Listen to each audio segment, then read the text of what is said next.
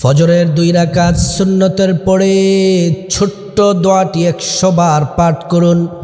দুনিয়ার অর্থ সম্পদ টাকা পয়সা আপনার পায়ে এসে পড়বে। বলবেন হুজুর এটা কি করে সম্ভব? এটা এমন একটি পাওয়ারফুল দোয়া। আপনি যদি ফজরের 2 রাকাত সুন্নতের পরে আপনি যদি গুনে গুনে 100 বার এটা যদি প্রতিদিন আমলটি যদি জারি রাখেন, প্রত্যেকটা কাজে আল্লাহ সফলতা দান করবেন আর হালালভাবে আপনাকে ধনী বানিয়ে দেবেন ইনশাআল্লাহ। কারণ আল্লাহ যার প্রতি রাজি তার কোনো কিছুর অভাব হয় না। আল্লাহ তাআলা ধন দৌলত ক্ষমতা সব কিছু আপনাকে আল্লাহ তাআলা দিবেন, কিন্তু আপনি আল্লাহর হুকুম অনুযায়ী যখন আপনার সম্পদ হবে দান করতে হবে, এতিমদেরকে দিতে হবে, আপনি মানুষদের সাথে সুন্দর আচরণ করতে হবে। অহংকার করলে আবার এগুলা থাকবে না। প্রিয় দিনী ভাই ও বোন, চমৎকার একটি আমল নিয়ে আপনাদের সামনে আজকে উপস্থিত হলাম। এটা যেহেতু ফজরের নামাজ আগে পড়তে হবে, ফজরের 2 রাকাত সুন্নত পড়তে হবে, তারপরে দোয়াটি 100 বার পড়তে হবে।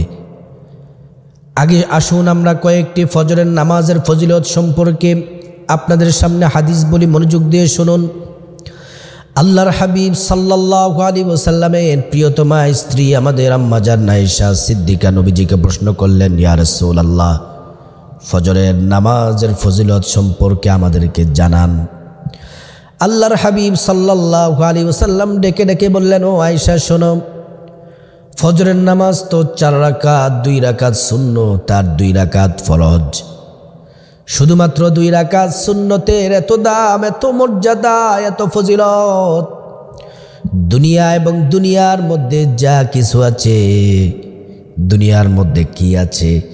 পাহাড় আছে, পর্বত আছে, স্বর্ণ আছে, হীরা আছে, মণিমুক্তা আছে, টাকা আছে, দিনার আছে, দিরহাম আছে, কত গুপ্তধন আছে, কত খনিজ সম্পদ আছে। সবগুলাকে যদি একটা পাল্লার মধ্যে লওয়া হয়, আরেকটি পাল্লার মধ্যে যদি ফজরের 2 রাকাত সুন্নত যদি লওয়া হয়, তাহলে ফজরের 2 রাকাত সুন্নতের দাম কোটি কোটি গুণ বেশি হয়ে যাবে। সুবহানাল্লাহি ওয়া বিহামদি। ফজরের 2 রাকাত সুন্নতের দাম কত? ফজরের 2 রাকাত সুন্নতের দাম যদি এত বেশি হয়, তাহলে ফরজের দাম কত?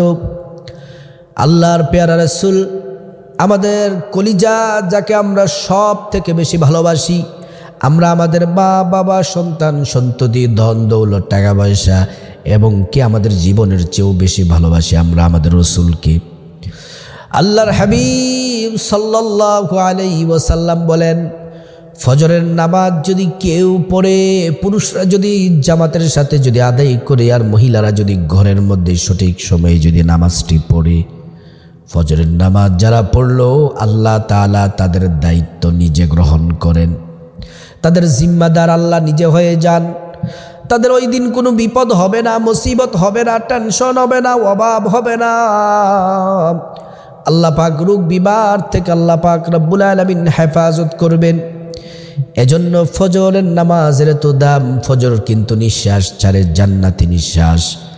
আল্লাহ কোরআনে বলছেন, ওয়াল ফাজরি ওয়ালায়ালিন আশরি ওয়াশ-শাফঈ ওয়াল ওয়াতর ওয়াল-লাইলি ইযা ইয়াসর। আল্লাহ পাক বলেন ফজর নিঃশ্বাস ছাড়ে, আর এটা জান্নাতি নিঃশ্বাস।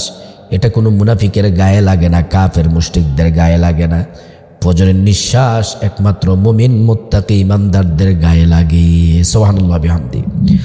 আপনি যদি রাতের বেলায় এশারের নামাজ পড়ে যদি ঘুমান, অর্ধেক রাত পর্যন্ত নফল নামাজ পড়ার নেকি আল্লাহ আমল নামার মধ্যে দিয়ে দিবেন।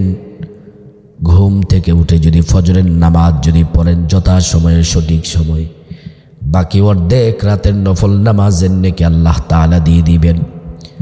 তার মানে বোঝা গেল ফজর এবং এশারের নামাজ যদি আপনি পড়েন, সারা রাত নফল নামাজের নেকি পেয়ে যাবেন। সুবহানাল্লাহি ওয়া বিহামদি।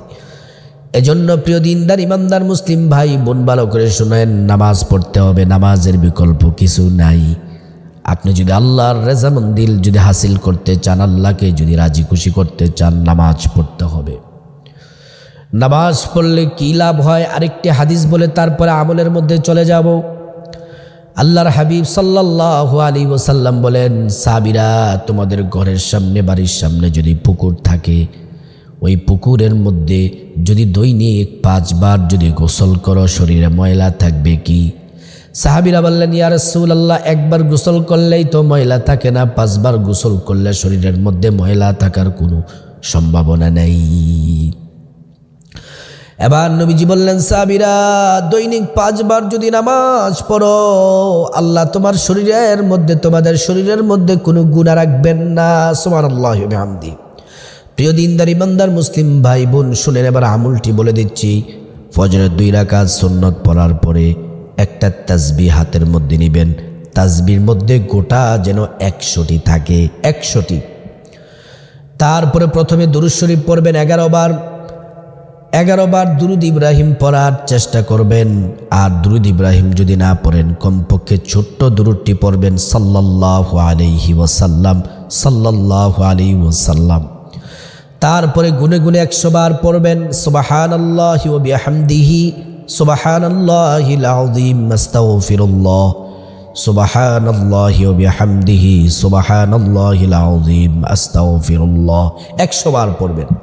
তারপরে আবার দুরূদ শরীফ পড়বেন, দুরূদ ইব্রাহিম 11 বার, আর না হয় ছোট্ট দুরূদটি 11 বার পড়বেন। তারপরে হাত তুলবেন, টাকা পয়সা ধন দৌলত যা চাইবেন আল্লাহ তাই দিবেন। গোটা দুনিয়া অর্থাৎ টাকা পয়সা ধন দৌলত আপনার পায়ে এসে পড়বে, ক্ষমতা আপনার কদমে এসে পড়বে। এজন্য প্রিয় দিনী ভাই ও বোন, আল্লাহ তাআলা আমাদের রব, আল্লাহ তাআলা তিনি সব কিছুর কর্তৃত্ব ক্ষমতা সব কিছু আল্লাহ তাআলার নিকট। আল্লাহ যদি পৃথিবীর সব মানুষের প্রত্যেকটা মনের আশা যদি পূরণ করে দেন, কাফের বলেন, বৌদ্ধ বলেন, মুসলিম বলেন, যার যত স্বপ্ন যার যত চাওয়া আছে সব যদি পূরণ করে দেন, আল্লাহর খাজানা থেকে ধনভাণ্ডার থেকে কিঞ্চিত পরিমাণ কমবে না। সুবহানাল্লাহি ওয়া বিহামদি। আল্লাহ পাক আমাদের সবাইকে ফজরের 2 রাকাত সুন্নতের পরে ফরজ নামাজ পড়ার আগে আমলটি করার আল্লাহ তাআলা তৌফিক দান করুন।